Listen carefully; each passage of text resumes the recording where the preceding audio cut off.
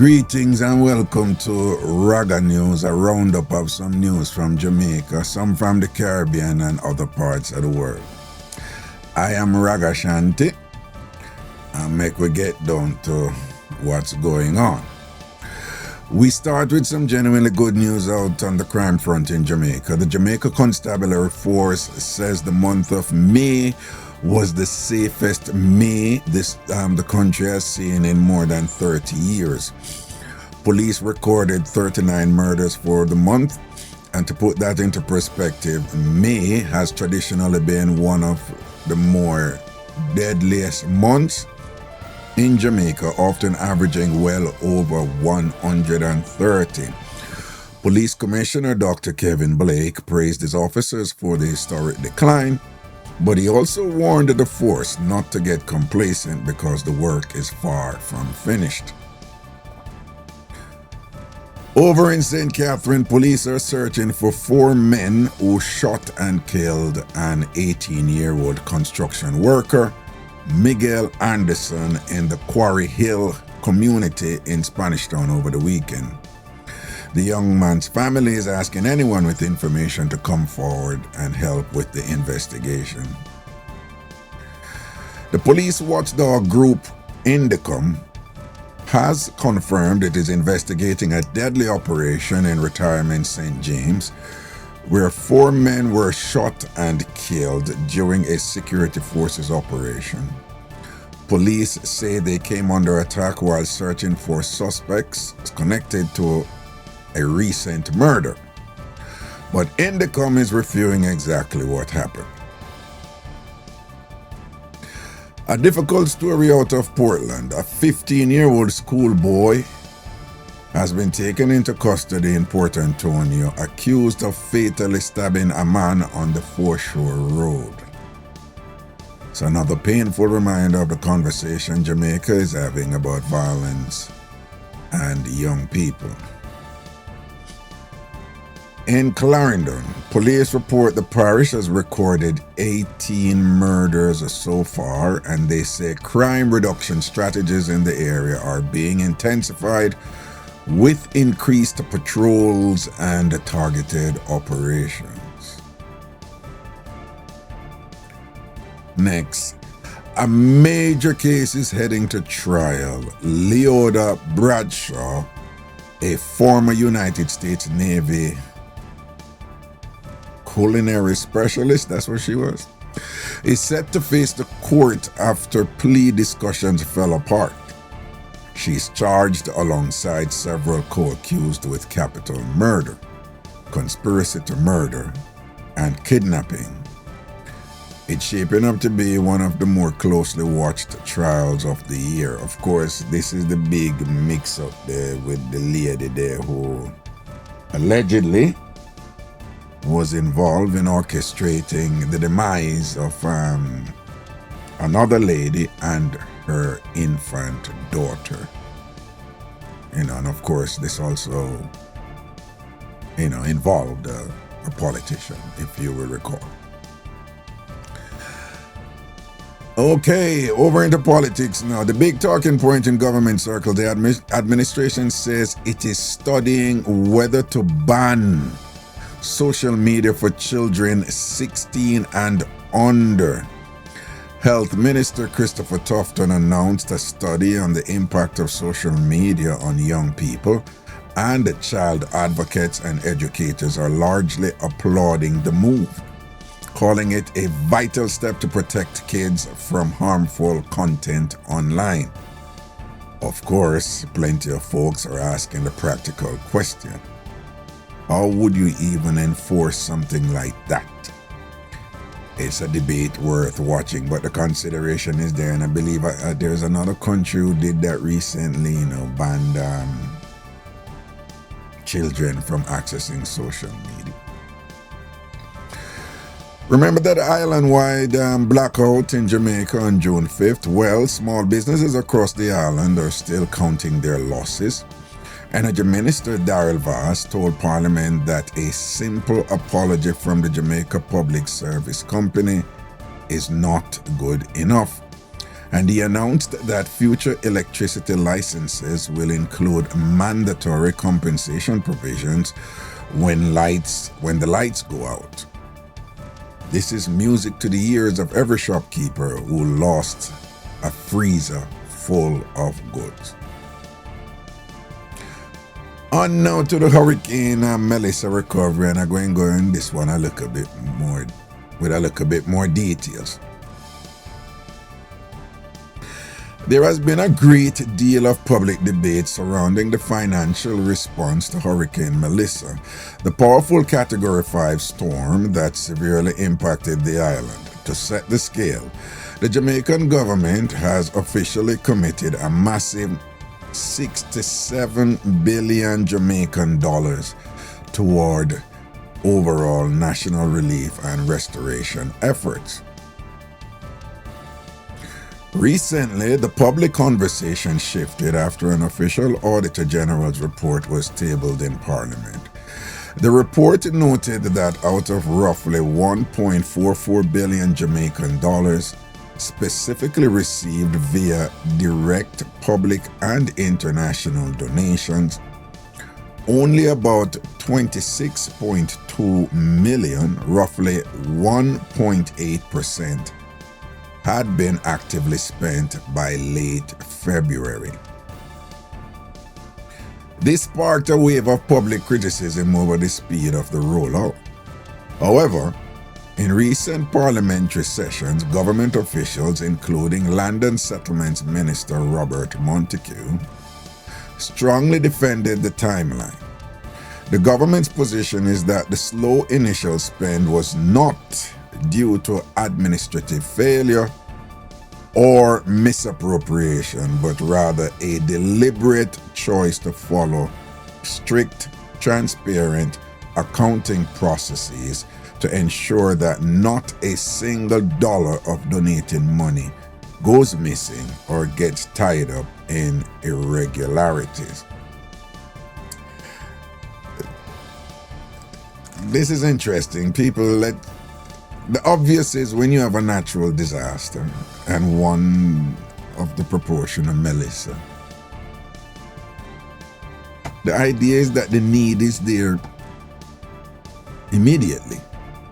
And the need was there immediately. That is not debatable. We all know it.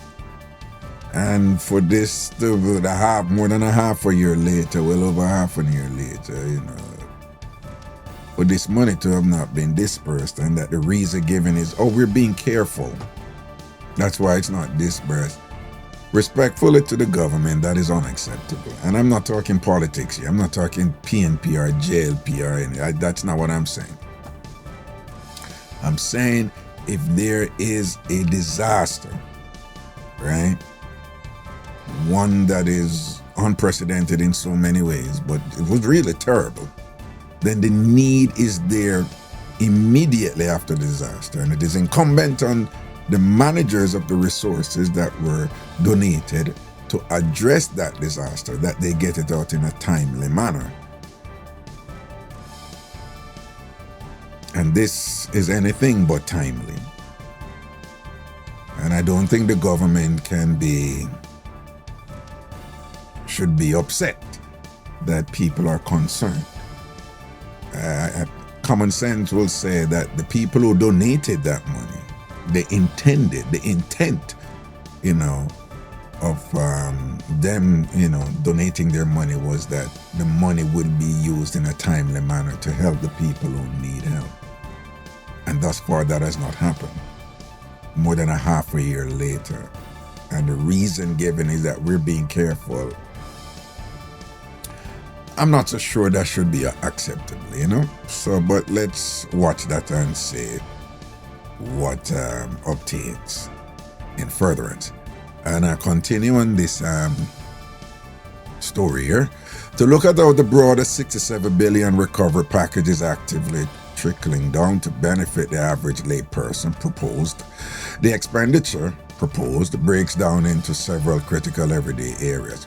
Electricity and utilities, a massive $24.1 billion was loaned directly to the Jamaica Public Service Company to heavily accelerate the physical restoration of the electrical grid across hard-hit rural communities. Housing and Family Grants. The Ministry of Labor and Social Security has now expended over $10 billion. I'm not sure if they say only 1.8. Only 21 million was disbursed as of February. I'm just reading what was sent to me here. The Ministry of Labor and Social Security has now expended over $10 billion. The vast majority of this 9.5 billion is funneling straight into the ROOFs program. ROOFs, restoration of owner or occupant family shelters. For the average family whose roof was compromised or completely torn off by the storm, this program provides direct financial grants to buy construction materials and rebuild safe housing.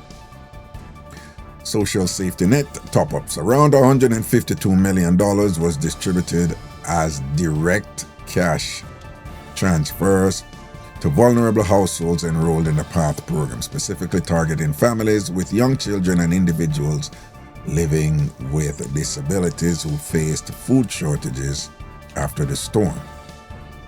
Regarding education in schools, $2.3 billion was allocated to the education sector, which includes direct $1 million in grants given to 616 individual schools island-wide to repair classrooms. Clear debris, and replace ruined learning materials. Agriculture support. $3 billion has been funneled to small farmers and fishers to help replant destroyed crops and replace lost equipment, aiming to stabilize local food prices in the municipal markets. The government has emphasized that while checking and validating every single applicant takes time, the financial safety net is actively moving to ensure that regular citizens can physically and economically recover.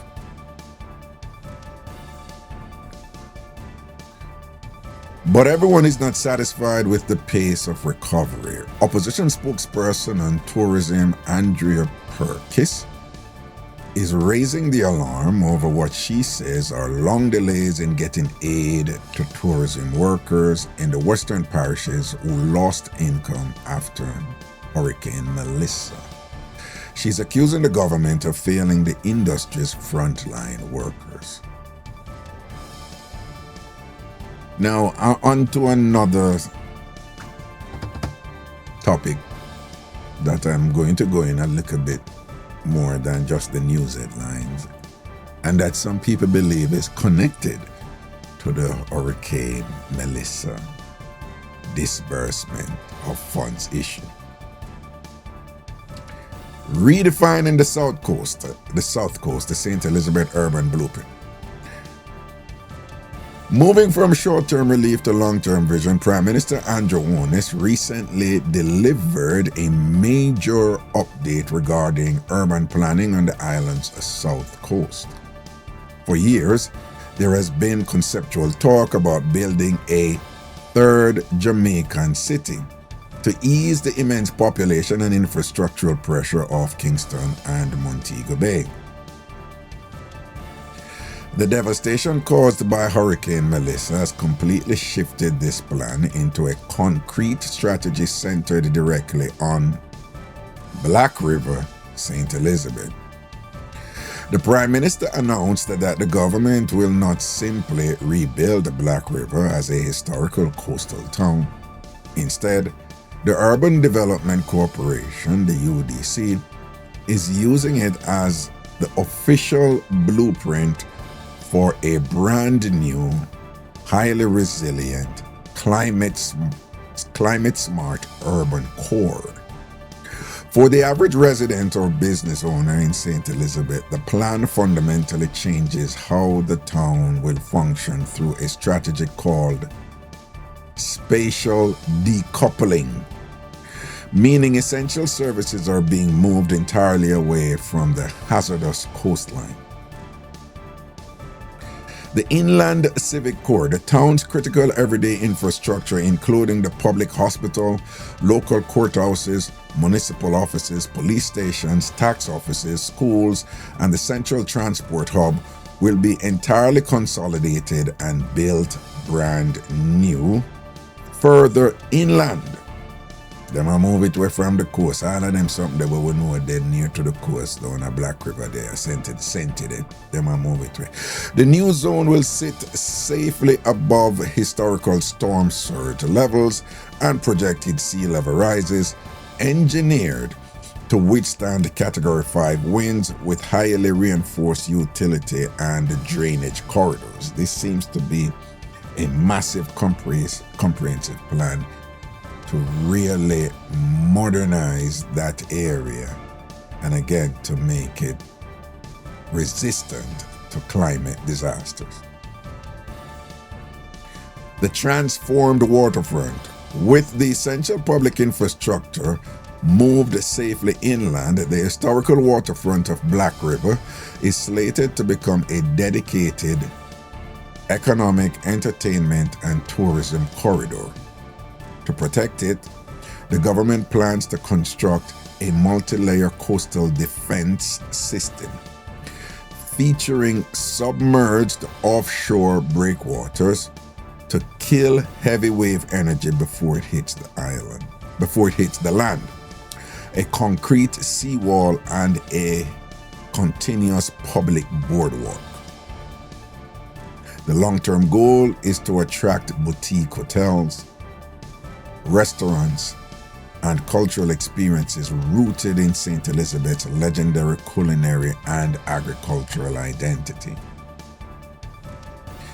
This is a massive shift for the parish, transforming St. Elizabeth from a primarily rural farming community into a modern, highly planned regional ecosystem designed to keep functioning even when a severe storm hits. Let's face this, if this comes through, this would be great for Senti and it would be great for surrounding parishes. You could see where Westmoreland and Manchester would benefit, even Trelawney and St. James to the north, that they would benefit economic opportunities, etc. and so forth. And that the South Coast would get some attention that it so duly deserved. You know, I mean, apart from, Sandals, White House and those things or whatever. Sometimes the South Coast don't really get the respect where it's supposed to get, On now to another topic. On the political back and forth, Young Jamaica, the youth arm of the governing Jamaica Labour Party, is publicly calling on opposition leader Mark Golding to explain the status of his 2024 statutory declaration, which they say has not yet been certified by the Integrity Commission. The PNP no doubt will have a response, and I'll try to bring that to you when they do. Jamaica economy and money. A Jamaican-linked company is eyeing Wall Street. Blue Mahou Capital Caribbean, a U.S.-based special-purpose company with Jamaican roots, has received a partial green light from the NASDAQ Stock Exchange to begin the steps toward a public listing. If it goes through, it's another sign of Caribbean enterprise reaching for the big stage. That's good. Investment in Jamaica. Investment is flowing in Jamaica, but are Jamaicans cashing in? At the 11th Biennial Jamaica Diaspora Conference in Montego Bay, State Minister Delana Seavright raised the concern that while international investors are pouring billions into the country, too many ordinary Jamaicans aren't taking advantage of the opportunities opening up right there at home. Really? If anybody knew any opportunity that I could take advantage of in Jamaica regarding investments going in, please let me know. Raga@ragashanti.com. Raga@ragashanti.com. Really, I'm serious, you know. If you know something that I'd be suitable for, you know, just send me an email. Raga@ragashanti.com. RAGA@RAGASHANTI.com. Next, a Chinese automaker, GW Jamaica, has officially opened a US $7 million showroom on South Camp Road in Kingston, launching 2 new vehicle models. Chinese have been doing phenomenally well with in the auto industry, you know. I mean, look at what they have basically usurped Tesla's dominance in the international marketplace with EV, electronic vehicles. You know, China is representing. On now to entertainment and culture in Jamaica. Big honors for 2 Jamaicans, Sir Patrick Vernon and Dame Beverly Lindsay, are among those recognized on King Charles's 2026 birthday honors list for their service and contributions.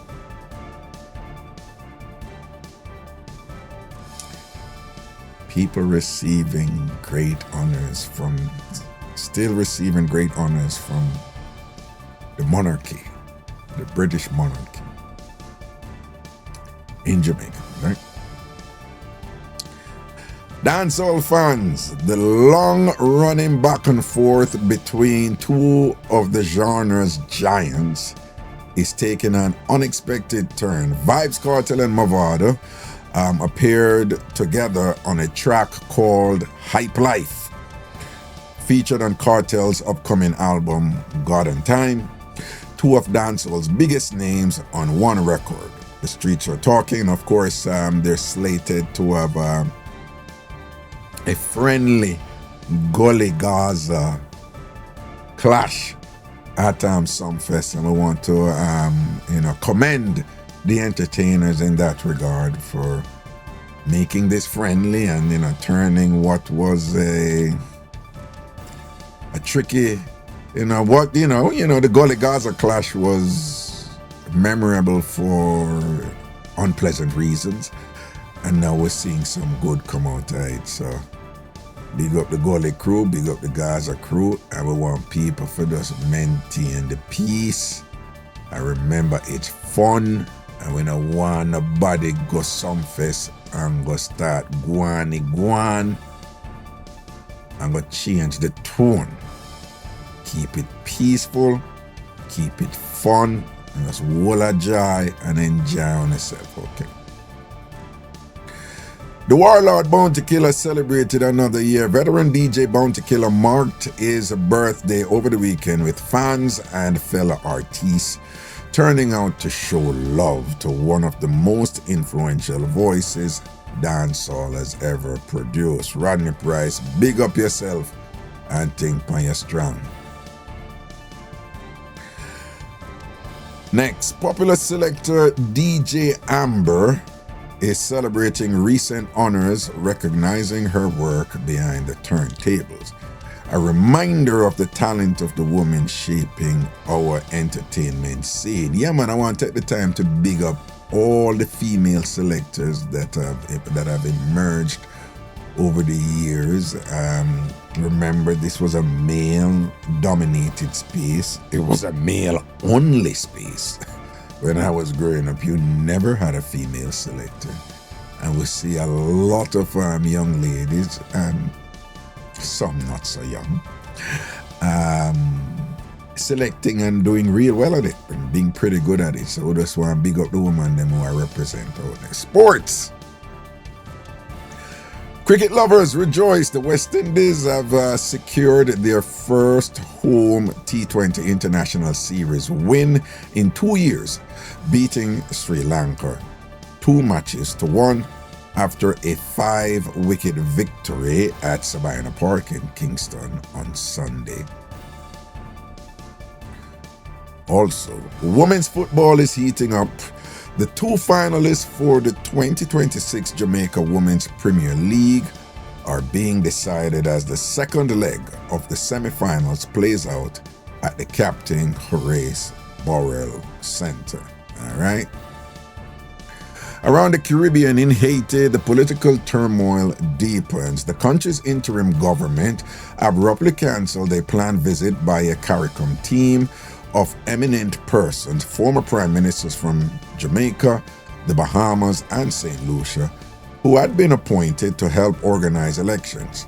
Despite the setback, an electoral calendar still sets a first round of presidential and legislative elections for August 20th, with around 300 political groups reportedly registered to take part. Over in Guyana, President Irfan Ali met with Dominican Republic President Luis Abinader, I hope I pronounced that correctly, to strengthen cooperation on energy, agriculture, and regional energy security. President Ali called it a historic day, another sign of Guyana's growing weight as the Caribbean's energy powerhouse. So Guyana, discovered oil recently and has been actively positioning themselves as a major player, not only in Caribbean geopolitical affairs, but also across the world. So once a big respect to Guyana. And I believe Guyana and Barbados had a diplomatic agreement to have visa-free travel between the countries there and things. So it's a big respect to Guyana and Barbados. Go on with them thing, very good. Big up the Caribbean. In Barbados, customers recently experienced a brief overnight halt in interbank money transfers as the central bank switched the country's national payment system over to a new platform called BimPay. Services were back up by the weekend, a small bump in the road to modernizing the island's banking. Barbados are going with them thing.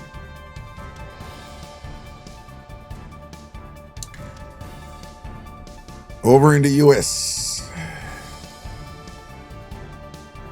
regarding this is big for the Caribbean. The biggest immigration story for the Caribbean, the future of the Temporary Protected Status, TPS, for Haiti, is now in the hands of the United States Supreme Court.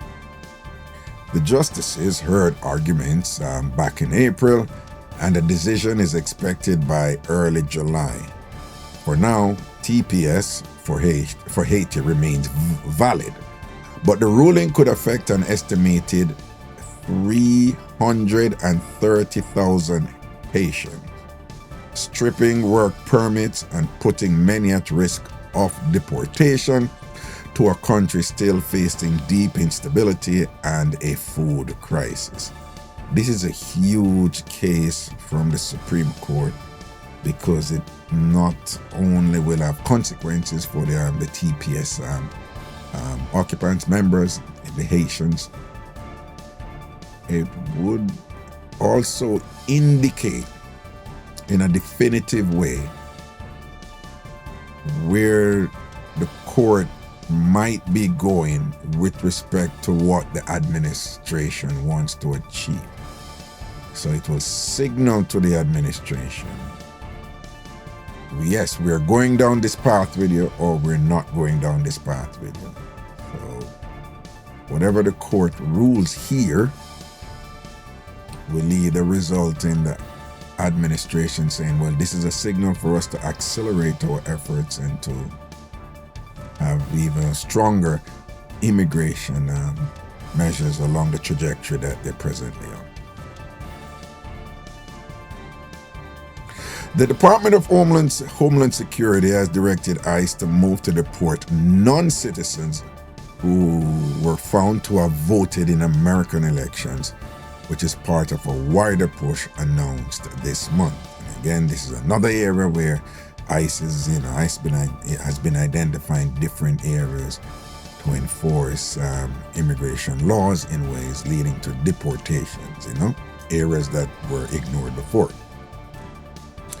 Additionally, ICE has been carrying out targeted operations in major cities, including the New York metropolitan area, where the agency says it's focused on people with serious criminal records.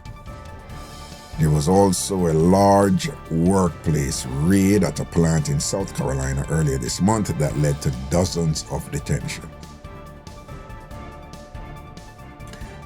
Other news, the United States and Iran have announced an initial agreement to end their war, including a ceasefire and the reopening of the Strait of Hormuz to toll-free shipping. An official signing is planned for Friday, June 19th in Geneva, Switzerland, which would kick off 60 days of negotiations. Though Iran's nuclear program remains an unresolved sticking point, the conflict has been pushing up global oil prices and the cost of living all across the world. That we know. Sports, the FIFA World Cup is officially underway, co-hosted by Mexico, Canada, and the United States. The tournament kicked off with a star-studded opening ceremony featuring Shakira, Burna Boy, and J Balvin in front of more than 80,000 fans at the Azteca Stadium. And there have already been a few surprising results on the field. And a sign of the times in the U.S. housing market, the number of metropolitan areas with typical home values of at least $1 million has tripled since 2020. The American dream of home ownership is getting more expensive by the year. So since 2020, the number of metropolitan areas with home values of at least $1 million has tripled. So in 6 years, you have seen that has been multiplied threefold. It's crazy out there. All right, thank you. This is Raga Newz, and I'll be in, and again, this has been an update of news from Jamaica, from the Caribbean, and the United States, and other places, I think. I'll be bringing you more of this, so stay tuned. Raga Newz. And if you're watching this on YouTube, make sure you subscribe and share this and click the bell so that you get notifications when I come with news and commentary. Okay? And if you're watching it on TikTok or any place else, you either follow me or, do what the platform requires you to do to stay in touch with my window here on whichever platform it is you're watching from, Facebook or Twitter or so forth, because this will be getting out there. All right? Take care. I'll be back. Raga Newz.